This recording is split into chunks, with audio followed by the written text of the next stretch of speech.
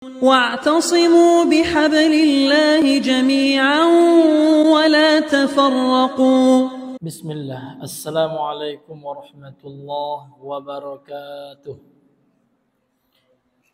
إن الحمد لله نحمده ونستعينه ونستغفره ونعوذ بالله من شرور أنفسنا وسيئات أعمالنا. من يهده الله فلا مضل له ومن يضلل فلا هادي له. أشهد أن لا إله إلا الله وحده لا شريك له وأشهد أن محمدا عبده ورسوله صلى الله عليه وعلى آله وأصحابه وسلم تسليما كثيرا. قال الله تعالى في القرآن الكريم: يا أيها الذين آمنوا اتقوا الله حق تقاته ولا تموتن إلا وأنتم مسلمون.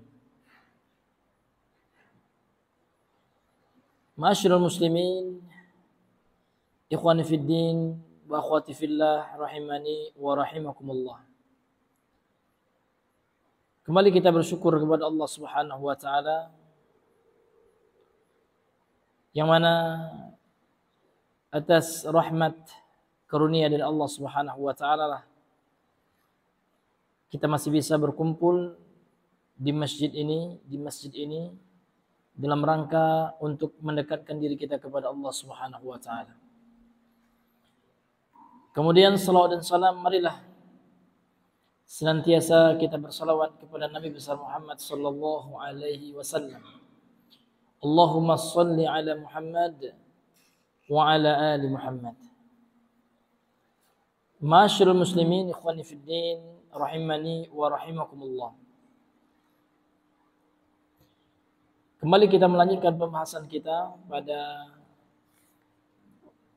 pertemuan yang sebelumnya. Kita telah masuk kepada syarat hewan yang dikorbankan. Kalau tidak salah ya sampai di situ Pak ya. Yang pertama dari segi usia. Kalau onta berapa kemarin Bang? Minimal usia 5 tahun. Sudah sempurna masuk tahun yang ke-6. Kalau sapi Bang? Ya, sapi minimal sudah sempurna 2 tahun. Ini minimal ya. Artinya sudah masuk tahun yang ketiga. Kalau kambing? Iya, kalau kambing setahun. Kalau domba setahun. Kalau sulit mencari yang umur setahun kan gitu. Oleh yang umur 6 bulan. 6. Kemudian juga syarat hewan dari sisi fisiknya. Jadi hewan yang disembelih itu tidak boleh cacat, itu pada intinya. Baik, kita masuk kepada poin yang berikutnya. Qala al-musannifu rahimahullah, al-mas'alatu rabi'atu, masalah yang keempat, waktu dzabhil udhiyah. Waktu menyembelih hewan ternak. Qala, beliau berkata, yabtadi'u waqtuha min ba'di salatil 'aidi liman sallaha. Mulai waktunya itu setelah salat Id bagi yang melaksanakan salat Id. Namun bagi yang tidak salat Id ya, maka waktunya dikira-kira. Misalkan sholat Id di waktu duha, ya maka dia menyembelih di waktu duha. Karena ada juga orang mungkin dia sedang tidak mukim, sedang dalam perjalanan atau sedang tinggal di negeri orang. Dan dia tidak sholat Id misalkan. Kemudian wa min ba'di tulu'i syamsi yaumi Aidil Adha. Dan setelah terbitnya matahari pada hari Aidul Adha. Bimiqdari ma yattasi'u li rak'ataini. Dengan ukuran salat 2 rakaat yang dia lakukan. Wa khutbataini, dan 2 khutbah. Liman lam yusalliha, bagi orang yang tidak menunaikan salat Aid. Nah, jadi bimiqdar, diukur ya. Diperkirakan. Kalau salat kan gampang, orang yang salat ya Pak ya, habis salat udah itu waktu yang afdal itu. Namun orang yang tidak sholat mungkin seperti yang telah kita jelaskan tadi, mungkin dia di tengah perjalanan atau tinggal di negeri orang yang dia statusnya bukan muqim. Maka diperkirakan ya waktunya itu setelah melakukan 2 rakaat dan setelah mendengarkan 2 khutbah. Li hadis al-Bara' li haditsil Bara'i ibni Azib radhiyallahu an, berdasarkan hadis dari Al-Bara', ini sahabat yang mulia ya. Ibni Azib bin Azib radhiyallahu anhu qala, beliau telah berkata, qala Rasulullah sallallahu alaihi wasallam, telah bersabda Rasulullah sallallahu alaihi wasallam, man shalla salatana wa nasaka nusukana faqad asaban nusuka wa man dhabaha qabla an yusalliya falyu'id makanaha ukhra. Hadis ini sahih, rawahul Bukhari wa Muslim. Hadis muttafaqun alaih, yang artinya Rasulullah bersabda sallallahu alaihi wasallam, barang siapa yang salat seperti salat kami dan menyembelih seperti sembelihan kami, maka sungguh dia telah melaksanakan ibadah nusuk, yaitu ibadah menyembelih. Karena di antara nama ibadah kurban itu Pak, namanya nusuk juga. Maka kita berkurban hanya untuk Allah. Sebagaimana firman Allah dalam surah Al-Kautsar ayat yang kedua, fasholli li rabbika wanhar. Kemudian dalam ayat yang lain, dalam surah yang lain, Allah Subhanahu wa taala berfirman kepada Rasulullah, "Qul," katakan wahai Muhammad, "Inna salati wa nusuki." Nusuk di situ ulama tafsir sepakat artinya adalah dzabhi, sembelihan. Dan di antara bentuk sembelihan adalah ibadah udhiyah atau ibadah kurban, yang mana di situ kita menyembelih. Maka Allah mengatakan, "Qul," katakan, "Inna salati," sesungguhnya salatku, "wa nusuki," dan sembelihanku, "wa mahyaya wa mamati," hidup dan matiku, "lillah," hanya untuk Allah, Rabbil alamin, la syarika lahu wa bidzalika umirt." Tidak ada sekutu bagi Allah ya dalam ibadah-ibadah tadi yang disebutkan tadi, seluruh ibadah. Wa bidzalika umirtu, dengan itulah aku diperintah, yakni dengan mengibadahi Allah dalam peribadahan. Karena memang hikmah dari ibadah kurban rahasia ya. Daripada ibadah kurban ini adalah implementasi tauhid. Realisasi dari tauhid seseorang. Bagaimana Nabi Ibrahim ya, yang Allah Azza wa Jalla perintahkan untuk mengorbankan anaknya dalam wahyu, berupa mimpi, itu wahyunya ya Allah kepada beliau. Maka bagaimana buah tauhid itu? Kalau seandainya Allah yang memerintahkan, maka sami'na wa ata'na. Maka tidak ada lagi di situ ya pilihan. Sebagaimana firman Allah Subhanahu wa taala di dalam Al-Qur'an, Pak ya. Allah Subhanahu wa taala dalam Al-Qur'an mengatakan,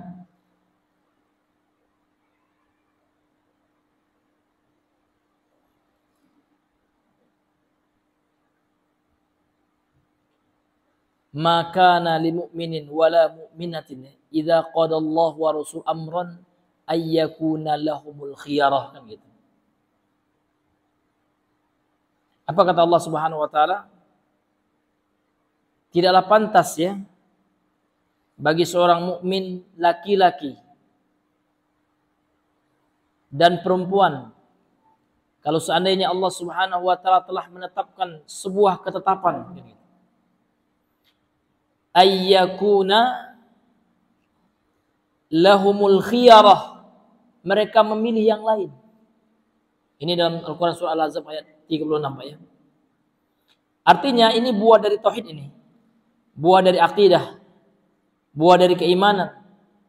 Jadi kalau seandainya orang-orang itu memang betul-betul telah beriman kepada Allah dan Rasulnya, maka benar kata Allah, wa ma kana li mu'minin wala mu'minatin idza qadallahu wa rasuluhu amran ayyakuna lahumul khiyaratu min amrihim. Apabila Allah telah menetapkan amron, sebuah permasalahan, sebuah perkara gitu ya, maka tidak ada bagi mereka pilihan dari urusan mereka. Kemudian Allah tutup ayat ini, orang yang tetap memilih menentang apa yang telah Allah tetapkan. Wa may ya'sillaha, barang siapa yang bermaksiat kepada Allah. Karena maksiat itu artinya orang yang tidak patuh kepada Allah. Wa rasulahu, dan bermaksiat kepada Rasulnya. Faqad dhalla dhalalan mubina, maka sungguh dia telah tersesat dengan kesesatan yang nyata. Jadi orang yang menentang Allah dan Rasulnya, ya ini naudzubillahi min dzalik, ya ini ya sungguh telah sesat dia. Jadi untuk tahu kita orang itu sesat atau tidak, lihat Pak ya, apakah yang dia lakukan itu bertentangan dengan Allah dan Rasulnya atau tidak. Ma'asyiral muslimin ikhwani fiddin rahimani wa rahimakumullah. Jadi itulah hikmah dalam ibadah kurban ini. Ya, adalah ketundukan betul kita kepada Allah Subhanahu wa taala. Sehingga kita diminta berkurban hanyalah untuk Allah. Niatnya untuk siapa, Pak? Untuk Allah Subhanahu wa taala. Karena kurban ini ibadah, dan ibadah hanya ditujukan kepada Allah Subhanahu wa taala semata. Maka kita kembali kepada hadis tadi. Barang siapa yang sholat seperti sholat kami, menyembelih seperti sembelihan kami, maka sungguh dia telah melaksanakan ibadah menyembelih. Wa man dhabaha, dan barang siapa yang menyembelih qabla an yusalliya, sebelum sholat Id, falyu'id makanaha ukhra, hendaknya dia ulang tempatnya pada tempat yang lainnya. Maksudnya apa? Dia hendaknya mengulang sembelihannya, karena sembelihan yang dilakukan sebelum salat Id ini tidak sah, tidak dihitung sebagai ibadah udhiyah atau ibadah kurban, melainkan hanyalah sekedar menyembelih biasa atau sedekah biasa. Ini mesti kita perhatikan. Jadi ya batasan awal ya atau waktu start menyembelih itu wajib ya kita lakukan setelah sholat Id. Kalau kita menyembelih sebelum Id, Pak, maka Rasul menyuruh kita mengulang ya sembelihan itu. Kemudian wa yastamirru waqtuha, dan berlangsung waktu boleh menyembelih itu ila ghurubi akhir ayyami tasyriq, sampai tenggelamnya matahari di akhir hari tasyrik. Hari tasyrik itu tanggal berapa, Bang? 11, 12, 13 ya. 11, 12, 13 Zulhijjah. Ketika telah tenggelam matahari, berakhir dia. Namun kalau seandainya masih di hari tasyrik, maka masih boleh. Ya masih boleh, masih sah untuk menyembelih. Namun waktu yang afdal, yang utama adalah setelah sholat Id, kan gitu. Li hadis Jubair bin Mut'im, berdasarkan hadis dari sahabat yang bernama Jubair bin Mut'im radhiyallahu an, semoga Allah meridhai beliau, anin Nabi sallallahu alaihi wasallam, dari Nabi sallallahu alaihi wasallam, qala, Rasulullah telah bersabda, kullu ayyamit tasyriqi dzabhun, seluruh hari-hari tasyrik itu boleh untuk ya menyembelih. Ini hadis diriwayatkan oleh Al-Imam Ahmad dalam musnadnya, kemudian Al-Baihaqi, Ibnu Hibban, Daruqutni, dan lain-lain. Al-Imam Al-Haythami mengatakan warijaluhu Ahmad, ya. wa ghairuhu thiqat. Ya. Rijal hadis ini dimuat oleh Imam Ahmad ya dalam musnadnya, dan yang selainnya ya adalah perawi-perawi yang thiqat, yang kredibel, yang terpercaya. Kemudian ada hadirin yang dimuliakan oleh Allah Subhanahu wa taala, kata penulis, anan nabiyya sallallahu alaihi wasallam, Nabi sallallahu alaihi wasallam juga ya bersabda dalam hadis lain, hadis dikeluarkan oleh Imam Al-Bukhari dan Muslim ya. Anan nabiyya sallallahu alaihi wasallam qala, bahwasanya Nabi sallallahu alaihi wasallam bersabda, awwalu ma nabda'u bihi yaumana hadza nusalli. Pertama kali yang kami mulai hari kami ini, yakni pada tanggal 10 Hijjah itu, kami mulai dengan salat Id. Gitu. Thumma narji'u fananhar, kemudian kami ya pulang dan setelah itu kami menyembelih. Jadi sholat dulu Nabi gitu ya. Setelah sholat baru menyembelih. Faman fa'ala dzalika, barang siapa yang melakukan hal itu yang persis seperti yang kami lakukan, kata Rasulullah, faqad asaba sunnatana, maka sungguh dia telah mengamalkan sunnah kami. Ini mati lampu atau terbalik, Pak? Masya Allah. Taib. Wa man dabaha qabla dzalika, dan barang siapa yang menyembelih sebelum itu, maksudnya sebelum salat Id, fa innama huwa lahmun, dia hanya dihitung atau dianggap hanyalah, bismillah ya.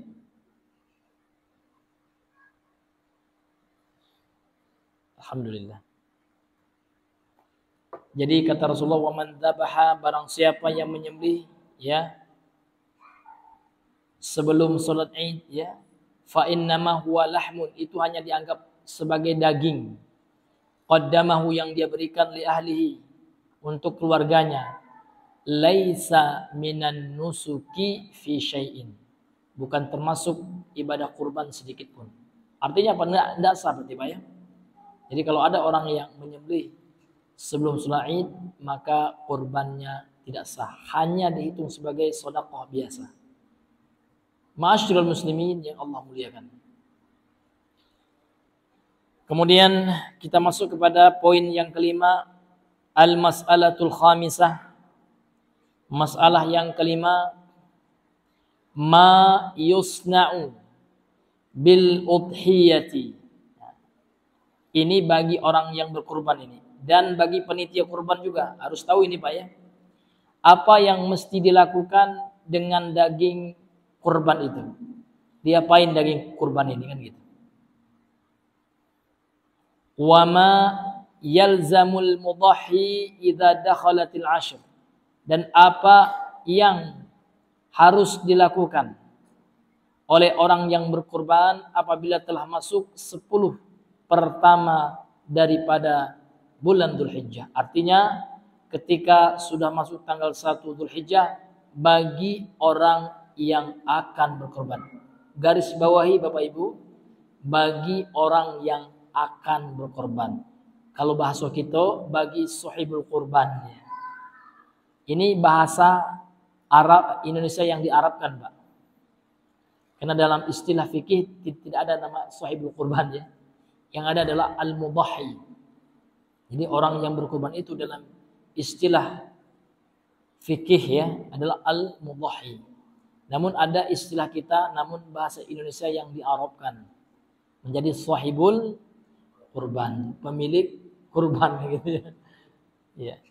Karena kurban itu sendiri bukan benda sebenarnya. Kurban itu pekerjaan kan itu. Ya.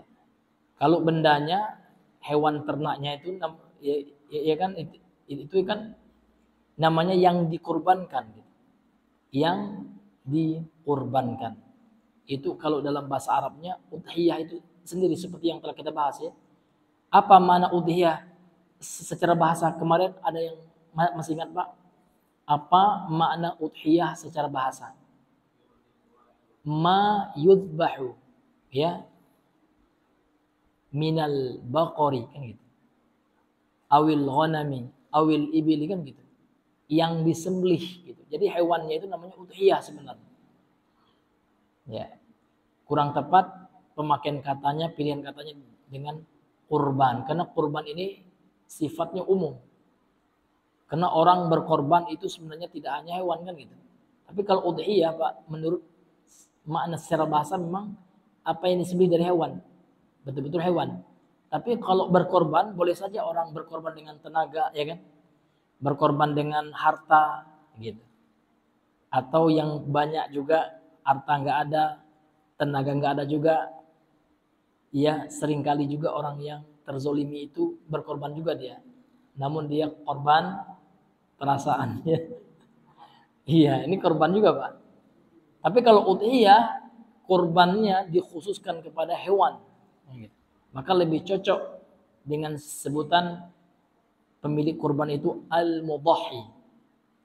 Ma'asyiral muslimin, ikhwani fid din, rahimani wa rahimakumullah. Jadi apa yang mesti dilakukan oleh orang yang akan berkorban itu apabila telah masuk bulan Dzulhijjah, 1 Dzulhijjah, ini dibahas pada pembahasan pada poin yang kelima ini. Al-awwal yang pertama, ma yusna'u bil udhiyah, apa yang harus dilakukan terhadap daging kurban ini, diapain? Kita mesti ngapain nih? Ya, sebagai orang yang berkorban atau sebagai panitianya. Harus kita apain di daging ini? Ini Pak, ini penting sekali nih. Kata beliau, yusannu, disunnahkan. Jadi kalau disunahkan berarti tidak wajib Pak. Artinya kalau tidak kita lakukan ini, kita tidak berdosa. Namun kita rugi. Kan itu. Memang tidak berdosa kita Pak Ustadz. Ya. Namun walaupun itu perkara sunnah, namun dia mu'akadah kan gitu ya. Kita dituntut untuk melakukannya. Memang kalau kita tinggalkan kita tidak berdosa, namun kita tidak dapat pahala. Sementara ya derajat kita nanti di surga itu Pak tergantung dengan pahala kita di dunia ini. Amalan kita. Karena kehidupan surga itu besok ada tingkatan-tingkatannya. Maka surga yang paling tinggi adalah Jannatul Firdaus kan gitu. Kemudian keadaan kita pun beda-beda. Ada orang yang di surga itu stratanya strata di bawah gitu kan. Ada yang strata menengah, ada yang elit, ya, VIP gitu. Nah, boleh jadi Pak, sebagaimana kata Ustadz Piranda ya, ada orang tukang sapu di dunia ini. Kelihatannya kan remeh Pak ya. Mungkin rumah ngontrak, nggak punya mobil gitu kan. Boleh jadi insya Allah kelak dia orang yang strata yang tinggi di surga. Ternyata orangnya amalannya luar biasa. Ya kan? Ibadahnya Masya Allah. Terutama yang paling kita harus utamakan itu ibadah hati, Pak. Orangnya ikhlas, orangnya qanaah, orangnya pemaaf. Iya. Orangnya tidak ada ujub dalam hatinya. Ada pula orang Pak mungkin banyak ibadah, sholatnya Masya Allah luar biasa. Umroh mungkin setiap bulan, kena hartanya juga banyak kan gitu. Tahajud gak pernah tinggal, namun lihat orang itu marah aja ya. Dia merasa bangga, dia yang paling banyak ibadahnya. Yang lain itu orang lalai semua, nih calon neraka semua nih orang. Itu bisa habis Pak amal ibadahnya. Bangkrut juga, dia miskin juga dia di akhirat. Atau boleh jadi dia masuk neraka. Nah, ini Pak orang yang beribadah itu kita harus pintar ya. Jadi ibadah yang pertama harus kita perhati ibadah hati. Kemudian barulah ibadah ya fi'liyah. Itu namanya ibadah qalbiyah. Ada namanya ibadah fi'liyah, barulah sholat, umroh gitu kan. Tapi ibadah hati nih Pak, inilah terkadang setan itu ya hebatnya. Banyak manusia itu di ibadah hati nih yang kena. Sehingga banyak yang ria. Ria itu kan ibadah hati, ikhlas ya. Suka, dipuji, senang, ya hubbu. Namanya hubbul madah. Kalau dipuji orang Masya Allah, semangat betul dia Pak ya. Bapak ini ya memang Masya Allah ya. Ya. Dermawan betul Bapak. Udah ya 1 juta kasih dia ya. Kalau dipuji, pas nggak dipuji nggak ada orang yang muji saya. Udahlah, nggak bakal saya lagi berinfak di sini. Diam-diam aja. Sebutlah dikit nama saya kan gitu kan. Orang yang ikhlas itu Pak dia tidak akan menceritakan amalnya. Itu tanda yang ikhlas karena dia tahu yang yang mencatatnya sudah tahu. Zat yang maha tahu sudah mengetahui apa yang dia lakukan. Tapi ciri-ciri orang yang kurang, kita nggak menuruni ciri-ciri aja Pak ya. Nah, kalau orang yang kurang ikhlas itu Pak, biasanya ya dia suka menceritakan amalnya, itu namanya sum'ah. Suka dia menceritakan, Masya Allah malam tadi Pak, saya Alhamdulillah Pak ya, saya bantu janda gitu. Ya janda pula ini bantu Pak ya. Na'udzubillah min dzalik. Mudah-mudahan ya Pak ya, kita diberikan keikhlasan, karena ini adalah ibadah hati yang paling top itu ya. Karena tauhid itu ini di hati ini. Tauhid seseorang itu. Ini hadirin yang dimuliakan oleh Allah Subhanahu wa taala. Jadi disunahkan bagi orang yang hendak berkorban an ya'kula min udhiyati, memakan dari daging kurbannya. Walaupun kita orang kaya, setiap hari makan daging, namun ya dalam rangka mengamalkan sunnah tidak mengapa barang sedikit kita memakan dari hewan kurban yang kita kurbankan tersebut, karena ini bagian dari sunnah. Karena Rasulullah seperti itu, Rasulullah berkurban, beliau juga memakan dari hewan kurban beliau. Wa yuhdi lil aqaribi wal jirani wal asdiqai, kemudian dihadiahkan untuk karib kerabat, familinya, apakah itu adiknya, kakaknya, pamannya, itu semuanya adalah qarib, kerabatnya, orang yang dekat secara nasab dengan. Wal jiran, dan dia sedekahkan juga atau dia hadiahkan juga kepada tetangganya. Wal asdiqa, dan kepada teman-temannya. Wa yatasaddaqu ala al-fuqara, kemudian dia sedekahkan juga kepada al-fuqara, para fakir. Liqaulihi ta'ala, berdasarkan firman Allah Ta'ala dalam surah Al-Hajj ayat 28, fakulu minha. Jadi ayat ini Pak bercerita tentang kurban gitu ya.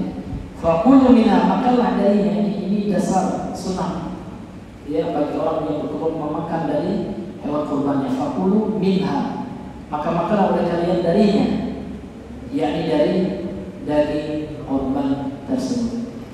Wa at'imul ba'isal faqir, dan berikanlah makan dari daging itu, disedekahkan atau disedekahkan kepada al-ba'isal faqir, orang yang terkena atau orang yang fakir gitu ya. Orang yang ekonominya dalam keadaan fakir, fuqara ya.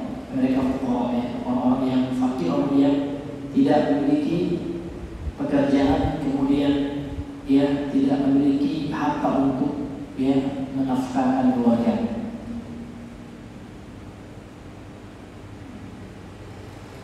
Kemudian apa lagi yang disunahkan bagi seorang yang berkorban itu? Dan dagingnya ini pada daging baik. Karena memang pembahasan kita ma yusna'u bil udhiyah, apa yang dilakukan terhadap daging, diapain dagingnya. Wa yustahabbu, dan dianjurkan, sama sunnah dengan mustahab hampir sama-sama kalau dilakukan berpahala. Dan dianjurkan an yaj'alaha asasan, untuk dijadikan daging kurban itu 3 bahagian. Jadi bagi 3 apa ya? Sepertiga. Bagi 3 yang seekor itu. Jadi kalau kambingnya itu beratnya 10 kilo, bagi 3. 10 bagi 3 berapa? Kalau sudah bagi 3 gampang ya, 3 ya. Kalau 10 bagi 3, 3 koma berarti ya. 3 berapa? Hah? 3,3 ya. Jadi bagi 3 Pak dagingnya. Sulusun li ahli baiti, 1/3 diambil dimakan untuk keluarga orang yang berkorban. Artinya hak si mudhahi atau hak sahib korban kalau bahasa kita. 1/3 ya. Wa sulusun yut'imuhu fuqara'a jirani, 1/3 lagi dikasih kepada orang fakir dari kalangan tetangganya. Artinya artinya disedekahkan gitu ya. Kemudian sepertiganya lagi ya dihadiahkan ya. Maka kata-kata hadiah di sini Pak tidak mesti untuk fuqara atau masakin wal fuqara, orang miskin dan fakir. Karena orang kaya boleh dihadiah.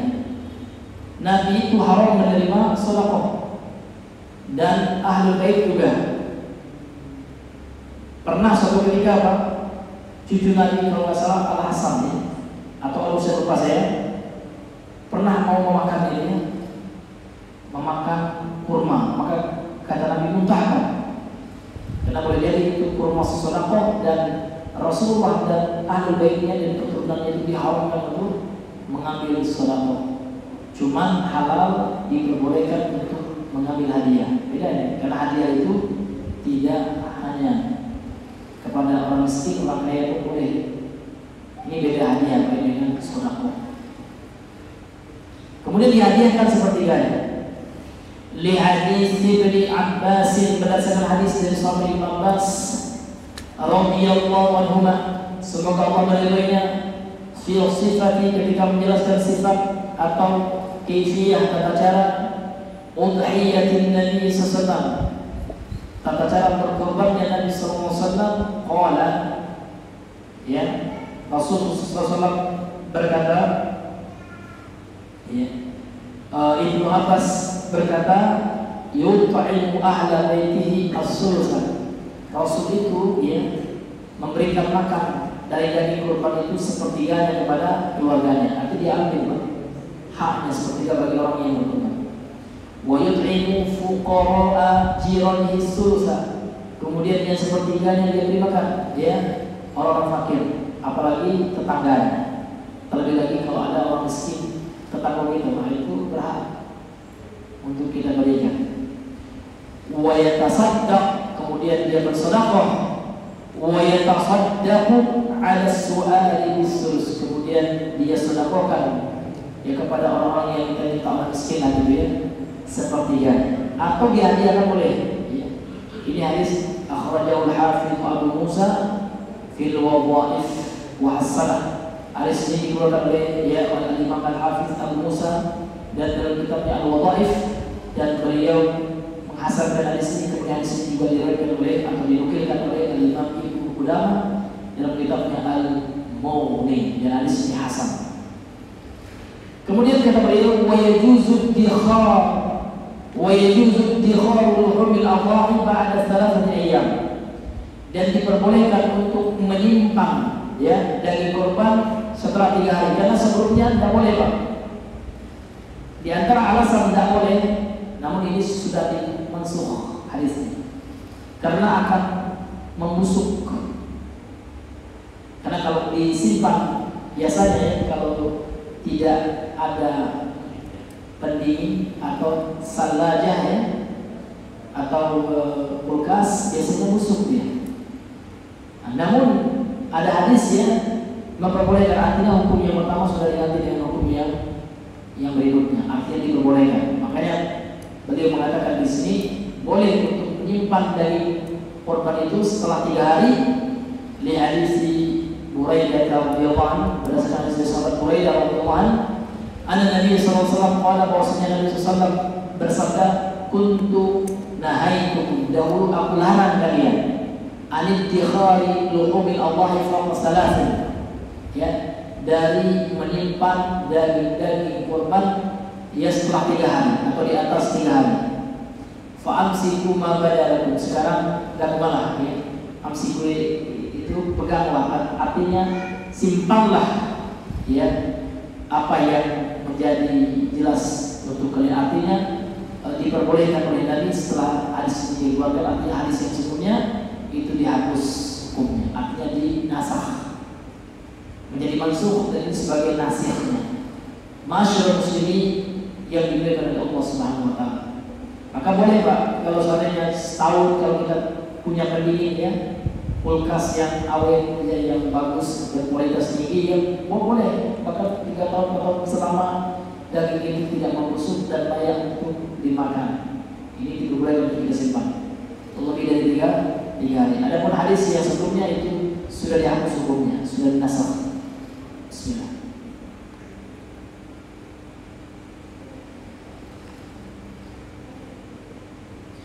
Kemudian yang terakhir pembahasan kita, ma yalzamu muridul tadhiyati idza dakhalat ashhur dzulhijjah. Apa yang mesti atau yang harus dilakukan oleh orang yang ingin berkorban apabila telah masuk 10 hari pertama bulan Dzulhijjah? Apa yang mesti atau yang wajib dia lakukan? Idza dakhalat ashhur dzulhijjati haruma 'ala man arada an yudhiya an ya'khudha min sya'rihi aw adfarihi syai'an. Apabila telah masuk 10 pertama bulan Dzulhijjah, diharamkan bagi orang yang ingin berkorban mengambil dari bulu yang tumbuh di tubuhnya. Artinya, ya bagi orang yang akan berkorban tidak boleh lagi motong kumis, apalagi motong jenggot. Yang motong jenggot ada 2 dosa kalau dia ingin berkorban dan sudah masuk salah satu gereja ya. Kemudian dosa memotong jenggot secara umum, ya. Kemudian memotong bulu-bulu apapun yang ada yang tumbuh di tubuhnya tidak boleh, Pak. Ya, baik itu rambut juga tidak boleh dia bercukur lagi. Bahkan memotong bulu hidung pun tidak boleh. Karena dalam hadis ini min sya'ri syai'an. Di situ ada isim nakirah pakai tanwin yang memberikan makna umum. Apapun dari bagian tubuhnya, rambut yang tumbuh di tubuhnya, maka tidak boleh dia tidak boleh dia cukur atau dia cabut juga, Pak. Kan yang tidak boleh proposal dicukur, cabut kan apa-apa, enggak. Cabut juga tidak boleh. Ya. Kemudian apalagi tidak boleh dia menggunting bagian tubuhnya. Misalkan dia kukunya panjang diguntingnya, tidak boleh, Pak. Atau ada kulitnya berlebih. Kutil ya, tidak boleh juga, Pak. Ini sama hukumnya dengan memotong bagian kukunya. Karena hadis ini juga menggunakan isim nakirah syai'an atau umum, semuanya tidak boleh, Pak. Hatta yudhiya, sampai dia berkurban. Kalau sudah dia berkurban di sini, kurbannya sudah, ya kan? Li hadis Ummi Salamah, berdasarkan hadis dari Ummu Salamah radhiyallahu anha marfu'an. Hadisnya marfu' disanakan kepada Nabi. Rasulullah bersabda, "Idza dakhala al-ashr", apabila telah masuk 10 bulan pertama, 10 hari pertama dari bulan Dzulhijjah, wa inda udhiyah, kemudian dia punya hewan kurban, yuridu an yudhiya, dia akan kurbankan hewan itu, fala ya'khudanna sya'ran, maka tak boleh dia, kata Rasulullah, mengambil rambutnya, baik itu mencabut, memotong bulu-bulu baik itu rambut, bulu ketiak termasuklah. Ini Pak Ustaz, dia sudah panjang-panjang kali di bulu ketiak. Bapak ingin berkorban sebelum masuk Dzulhijjah, cabutlah sekarang. Tapi kalau masuk 1 Dzulhijjah, tidak boleh lagi Bapak mencabut dan mencukurnya sampai Bapak mengorbankan kurban Bapak tersebut, sampai Bapak menyembelih kurbannya. Ini hadis yang Allah punya. Wala yaqlimanna dhafran, tidak boleh juga dia memotong kukunya. Wa fi riwayatin, dalam yang lain, fala yamussa min syari wa bashari syai'an, maka tidak boleh dia menyentuh maksudnya di sini memotong dari rambut dan kulitnya, artinya tidak boleh dia mengelupasi kulitnya, tidak boleh juga dalam ini. Kalau kulit kita yang mati-mati gitu kita gigitkan tidak boleh juga, kecuali terkelupas sendiri, itu di bawah kendali kita. Ini adalah yang dimuliakan oleh Allah Subhanahu wa taala. Maka selesailah kita membaca bab Quran di kitab Fiqh Al-Muyassar ini. Ya, wallahu taala a'lam bishawab. Mungkin kita cukupkan di sini dulu pembahasan kita. Sebelum kita tutup, mungkin ada yang di antara para ikhwas sekalian, Bapak Ibu yang ingin bertanya, maka untuk itu kami persilahkan.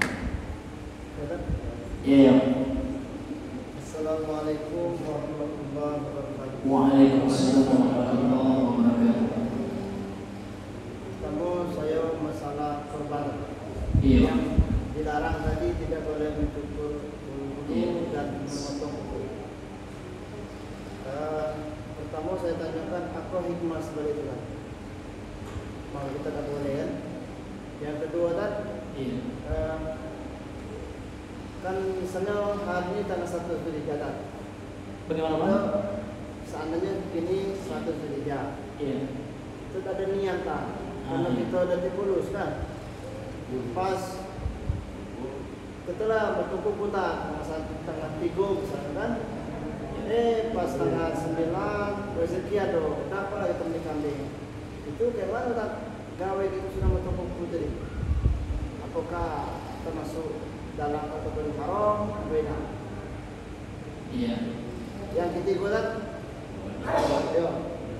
Masalah lu tadi. Jadi yang kedua tadi Bang diulang ya.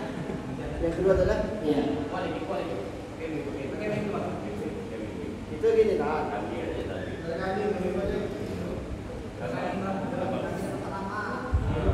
Iya. Gini tak? Nah. Misalnya hari ini tanggal 1 Zulhijjah. Kita mau tunggu pulang. Itu ada jadian kan?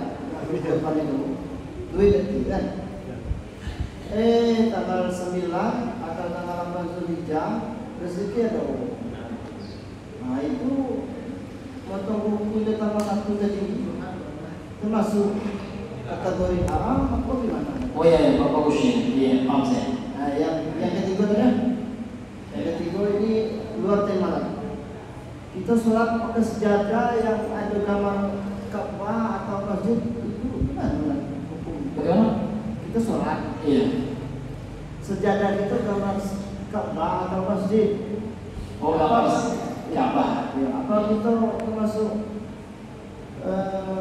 melecehkan agama gitu kan? Apa melecehkan tempat ibadah gitu?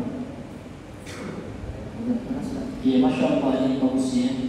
Pertanyaan yang pertama, apa hikmah larangan daripada memotong kuku dan rambut ya bagi orang yang akan berkorban setelah masuk tanggal 1 Zulhijjah sampai menyembelih kurban? Ini Masya Allah ya. Ya, yang pertama hikmahnya tentu ya, dia melaksanakan perintah Rasulullah, itu hikmahnya itu. Apa hikmahnya? Di antara hikmahnya itu adalah bentuk ketaatannya kepada Rasulullah SAW. Sebagaimana ya Nabi Ibrahim ya, bentuk ketaatannya kepada Allah. Karena kalau kita taat kepada Nabi itu pasti kepada Allah, karena Nabi itu menyampaikan syariat Allah. Karena Nabi itu menyampaikan perintah Allah. Jadi kalau kita taat kepada Nabi, sudah benar tentu kita taat kepada Allah. Karena Nabi mengatakan dalam hadisnya, man ata'a Rasul faqad ata'a Allah. Barang siapa yang taat kepada Rasul, maka sungguh dia telah taat kepada Allah. Jadi itu hikmahnya Bang. Ini di antara hikmahnya itu. Ini adalah bentuk ketaatan kita kepada Allah dan Rasul. Nah, kenapa? Karena kita disuruh hidup di dunia ini, ya ayyuhalladzina amanu atiiullaha wa atiiur rasul wa ulil amri minkum. Kita disuruh taat kepada Allah. Jadi bentuk ketaatan kita apa? Tidak memotong, itu hikmah. Ini hadirin yang dimuliakan oleh Allah Subhanahu wa taala. Itu di antaranya, mungkin ada hikmah yang lain, wallahu alam ya. Di antara hikmahnya seperti itu ya. Kemudian ada yang disebutkan di sini, saya cari tadi ya. Perkataan daripada Imam An-Nawawi rahimahullah dalam Syarah Sahih Muslim. Beliau mengatakan, qala ulama, berkata para ulama, an-nahyu an-akhdhi sya'ri wal-dhafri wal-dhafri la'alla yanqusa min a'dha'i man yuridu an yudhhiya syai'. Ya. Para ulama mengatakan larangan memotong rambut dan kuku ya, itu di antara tujuannya adalah ini sebagai ulama kata Imam Nawawi mengatakan agar tidak berkurang ya anggota tubuh orang yang akan berkorban itu. Karena ya orang yang berkorban itu seluruh anggota tubuhnya itu Pak, itu akan diberikan pahala. Ya. rambutnya yang panjang itu dapat pahala seukuran rambutnya kan? Itu kata Imam An-Nawawi. Nggak mungkinlah Imam Nawawi asal ngomong kan gitu. Ya. Tentu beliau ya berdasarkan ilmu beliau dari guru-guru beliau kan seperti itu dia hikmahnya ini. Sehingga buku-buku ini dapat pahala juga. Jadi seluruh anggota ukuran yang berkorban itu akan dapat pahala. Makanya hikmahnya beliau jangan kita potong ya rambut kita, anggota tubuh kita, jangan potong kanan dulu habis. Dua ya, rugi kita malah berkurang, kemudian haram hukumnya menzalimi diri. Karena Allah mengatakan wala taqtulu anfusakum wala tulqu bi aydikum ila tahlukah. Jangan kau jatuhkan dirimu dalam kebinasaan. Makanya rokok hukumnya haram. Kenapa? Karena menjatuhkan diri dalam kebinasaan. Binasa. Paru-paru bocor ya. Iya. Batuk bertaruh dan berhenti-berhenti, bahkan disertai dengan darah dan semisalnya, itu bahaya merokok. Ya, maka kalau ada orang yang mengatakan rokok halal, berarti itu merokok itu aja. Orang yang belum move on dari merokok, ya bukan hukum Allah itu hawa nafsunya saja. Namun kalau hukum Allah, ya merokok itu haram. Kenapa? Karena Allah telah menghalalkan wa yuharrimu 'alaikumul khaba'is. Allah telah mengharamkan atas kalian yang buruk-buruk. Rokok tidak ada satupun orang yang baik, tidak ada. Maka dibungkusnya saja kita sudah tahu ya, gambar hitam itu bukan hoax ya. Kalau hoax bisa dituntut yang buat gambar itu. Atau juga tulisan rokok membunuhmu. Sebenarnya yang membunuh kan Allah ya, namun rokok ini sebabnya. Maksudnya, ya sebab Allah membunuh orang itu. Nah ini ya, rokok bisa menyebabkan serangan jantung, apa lagi Pak? Kanker, hipertensi. Itu bukan hoax. Kalau hoax, kalau seandainya vitamin rokok itu marah, rokok ini ada produksi, ya kan? Dagangan kami jadi turun jadi pamornya. Kenapa dibilang? Bisa dituntut, ternyata sampai sekarang belum ada yang menuntut. Berarti itu benar. Ya kan? Nah ini hadirin yang dimuliakan oleh Allah Subhanahu wa taala. Itu banyak rahasia ini. Kemudian yang kedua, kalau seandainya kita punya uang tanggal 9 Zulhijjah tetap Pak, apakah dapat dosa enggak? Karena hadisnya itu kan, ya kan, wa indahu udhiyatun man arada an yudhiya wa indahu udhiyatun, kan itu hadisnya. Barang siapa yang ingin berkorban dan dia sudah ada ini. Kalau itu kan belum ada kan? Nah, tiba-tiba dengan izin Allah dia dapat rezeki ya, dapat rezeki, ya kan, di tanggal 9-nya, maka dia insya Allah tidak berdosa. Karena memang di tanggal 1-nya itu dia memotong itu karena belum ada niat itu yang pertama. Yang kedua, dia belum ada imkaniyah atau kemampuan untuk berkorban. Nah, jadi nggak apa-apa, tidak berdosa dia insya Allah. Tadi kan dia berkorban. Allah Subhanahu. Kemudian yang kedua itu oh ya. Jadi apakah menggambar sajadah itu ya, itu termasuk apa itu? Melecehkan agama. Melecehkan agama. Oh mahalan ya.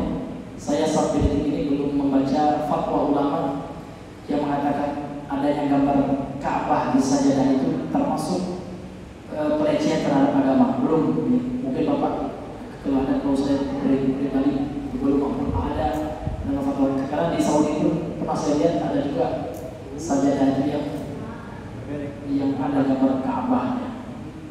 Yang pelecehan itu kan, kalau setahu saya, kalau kita lihat dalam arti pelecehannya, kemudian kita injak-injak, ya dalam arti kita menghina, dan itu ya pelecehan. Tapi hanya sekedar gambar walau ya. Saya belum membaca fatwa ulama terkait hal itu. Wallahu a'lam bishawab. Ya, boleh. Waalaikumsalam warahmatullahi wabarakatuh. Atas nama anak. Iya.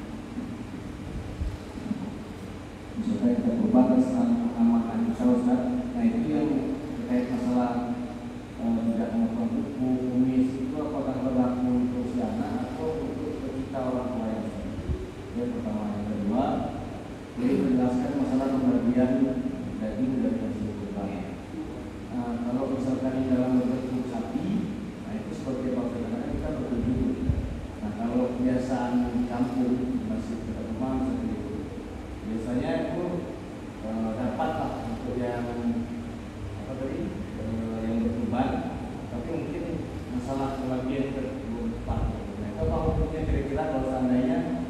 pembagian itu tepat.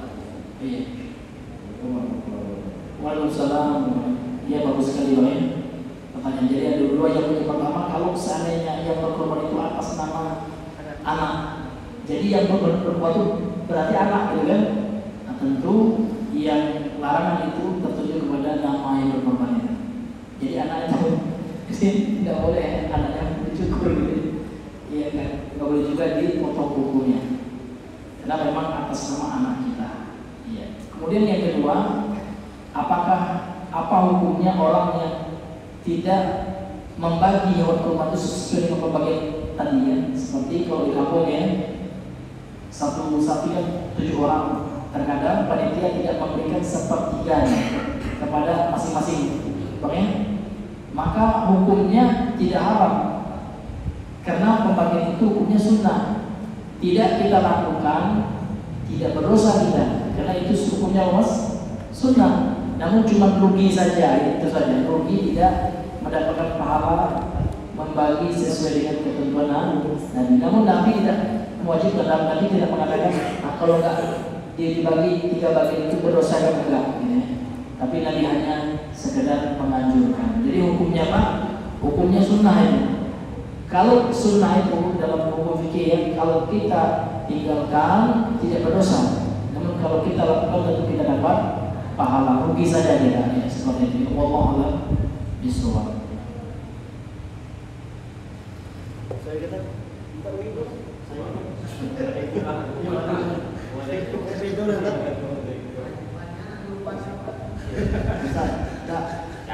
saya langsung ini pertanyaan di luar tema. Jadi pada suatu hari ada orang pengantin misalnya, jadi mentang-mentang kita berjenggot, mentang-mentang kita berjenggot, itu ditanya orang, terus takut kayak gitu. Jadi pertanyaannya tak, saya tahu jawabnya. Pertanyaan berarti gitu, kita makannya, agak sensitif juga. Iya, masya Allah. Ustaz, dia bilang ke saya, di mana batasnya itu mandi junub? Bagaimana? Batas mandi junub. Oh, mandi junub. Iya. Jadi apa caranya? Data batasnya gini kan. Maaf ya, Ustaz begitu kan? Iya. Saya ini kadang mata deh. Ya, so, masuk aja ya, Pak. Tersentuh kan? Tersentuh. Dimaafkan Pak ya. Tersentuh kan? Kemaluan saya kan? Oh, itu bagus tuh Bang dia. Tersentuh kemaluan saya dan kemaluan dia lah. Yang bini dia ini. Iya. Apakah serius mandi wajib tidak? Itu bagus tuh Bang. Itu dibahas dan bikin. Ayo. Iya. Itu ngelengin kepala. Pembahasan yang bagus dan yang harus dipahami betul. Iya. Saya ngelengin Masya Allah. ngelengin kemana saya mau aku tak jauh sana. Apakah sudah menyuruh beliau itu karena ketemu be yang cakap kemaluan kan? Apakah anda sudah masuk ke kemaluan itu tuh? Masya Allah. Jadi saya dah tahu ya benar. Itu memang. Iya. Ya ini bagus. Ya, riwayat dalam hadis itu kan kata Rasulullah ini, ya kan? Idza taqa khitanani ya wajib al-ghusl kan gitu. Apabila bertemu 2 khitan gitu ya, 2 kemaluan, maka wajib mandi. Kayak itu hadisnya gitu. Idza taqa khitanani gitu ya, wajib al-ghusl. Ini hadisnya Sahih Al-Bukhari ya. Kemudian dibahas oleh para ulama fikih. Yang dimaksud dengan bertemu itu bagaimana? Minimal ya, yang mewajibkan mandi itu bang apabila hasyafah. Hasyafah itu adalah, mohon maaf ya, kepala kemaluan yang sampai dengan kopinya ya, sampai sininya itu karena ada ini itu ya, kepalanya itu apabila itu sudah terbenam ya, maka wajib dia mandi wajib. Tapi kalau seandainya tersentuh saja belum terbenam kepalanya yang sampai minimalnya, kalau batangnya masuk sekali itu tentu itu maksimal gitu kan, minimalnya itu Pak. Ya itu dibahas namanya di fikih pernikahan, ini pembahasan yang banyak digandrung ya mahasiswa gitu ya. Karena memang itu banyak pertanyaan mungkin gitu ya. Jadi itu banyak batasan minimalnya itu. Tapi kalau hanya tersentuh saja belum, ya mohon maaf kata orangnya, minta maaf juga di mana. Kalau sampai belum terbenam, ya minimal kepalanya itu bang, maka belum. Demikian juga ulama menghukumkan dalam hukum Islam, orang yang berzina itu, ya, yang sudah menikah hukumnya orang dirajam. Sebelum menjatuhkan rajam itu didatangi saksi. Kamu melihat nggak? Iya, 4 orang nih minimal kan? Terbenam nggak? Kata iya pak, kami lihat terbenam. Berarti zina ya. Tapi kalau belum, ini belum dijatuhi hukuman rajam karena belum dikategorikan zina besar. Jadi dia zina juga, namun bukanlah zina yang dirajam. Seperti itu. Tapi itu zina itu betul, bukan aja zina mata juga zina. Tapi zina yang berkonsekuensi dijatuhi hukuman rajam. Jadi itu bang.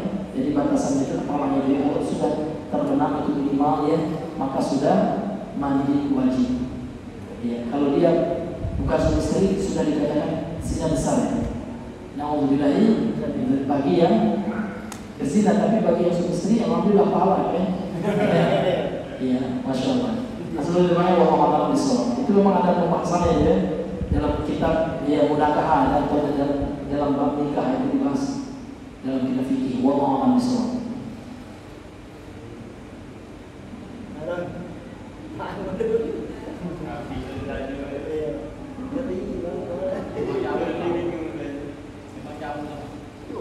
Jauh dari tema, jauh dari tema.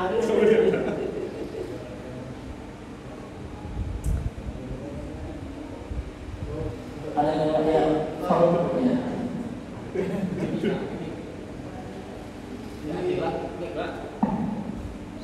Zikr, lepas seru.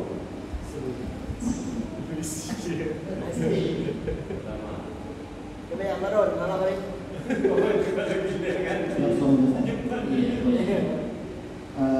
Ini saya baca di surat Al-Hujurat. Gimana? Surat Al-Hujurat. Iya, masya Allah ya. Artinya aja saya. Boleh. Sesungguhnya orang-orang mukmin yang sebenarnya adalah mereka yang beriman kepada Allah dan Rasul-Nya. Kemudian mereka tidak ragu-ragu dan mereka berjihad dengan harta dan jiwanya di jalan Allah. Mereka itulah orang-orang yang benar. Iya. Jadi yang ingin saya tanyakan Ustaz tentang surat Al-Hujurat. Iya. Apakah kita ini sudah tergolong mukmin yang sebenar-benarnya? Sedangkan kita mungkin dalam sehari-hari tidak menjalankan yang disebutkan dalam surat Al-Hujurat. Itu bagaimana Ustaz? Masya Allah. Iya, kalau pertanyaannya apakah kita ini sudah menjadi muslim, mukmin, orang yang beriman yang sebenarnya sejati apa atau enggak gitu ya? Karena dalam kehidupan sehari kadang kita kurang mengamalkan ayat ini gitu ya. Iya, kita berharap ya, kita tidak bisa pula memastikan insya Allah saya ini mukmin sejati sudah kuat iman saya. Enggak boleh juga ya, karena Allah mengatakan jangan engkau ya menganggap diri kalian itu suci kan, wala tuzakku anfusakum huwa a'lamu biman ittaqa. Jangan kalian menganggap suci diri kalian, karena Allah itu lebih tahu siapa yang paling bertakwa gitu. Pada dasarnya seperti itu. Ya. Namun kita berharap kepada Allah, ya mudah-mudahan Allah menjadikan kita mukmin yang sejati. Itu harapan kita. Tentu harapan ini harus disertai dengan usaha. Usahanya apa ya, sesuai dengan ayat 15 dari surah Al-Hujurat yang akan baca tadi ya. Innamal mu'minuna alladzina amanu, sesungguhnya orang-orang yang beriman itu adalah orang yang beriman kepada Allah. Betul-betul dia merealisasikan imannya kepada Allah. Tentu iman kepada Allah ya Pak, tentu dengan ilmu. Karena tidak mungkin orang itu meyakini tanpa dasarnya gitu. Kalau hanya sekedar meyakini, mempercayai, maka orang Nasrani juga mempercayai, namun keyakinannya salah. Karena tanpa ilmu. Maka disinilah nanti ada hubungannya kewajiban kita mempelajari akidah Islamnya. Ilmu tauhid ini dibahas Pak. Apalagi nanti Pak, ya kita berbicara tentang rukun iman. Penjelasan rukun iman saja Pak, itu disyarah oleh ulama ada tebal sampai setebal ini. Ya kan, yang pertama rukun iman itu beriman kepada Allah. Bagaimana cara kita beriman kepada Allah? Apa batasan iman kepada Allah yang sah? Itu namanya batasan minimal. Kemudian apa batasan maksimal? Nah, kemudian apa batasan iman yang wajib, iman yang mustahab, penyempurna iman, itu semuanya ada. Kemudian beriman kepada apa lagi? Ya kan, beriman kepada malaikat. Nah, bagaimana batasan iman harus sebatas mana iman kita kepada malaikat? Nah, ini dibahas. Kalau yang tulisan bahasa Indonesia ada, bisa Bapak download, kalau nggak salah 3 jilid. Ustaz Firanda itu menulis buku judulnya Syarah Rukun Iman, 3 jilid ini Pak. Yang lebar ya. Artinya orang mukmin itu, orang yang beriman itu adalah orang yang betul-betul beriman kepada Allah dengan ilmunya. Dia tahu dia ilmunya betul bisa dia amalkan. Wa rasuli, dan dia beriman kepada rasulnya. Tsumma lam yartabu, kemudian dia tidak pernah ragu. Artinya dia nggak ada dalam hatinya benar nggak ya Allah itu Tuhan. Ada lagi itu. Betul-betul imannya kuat. Tidak ada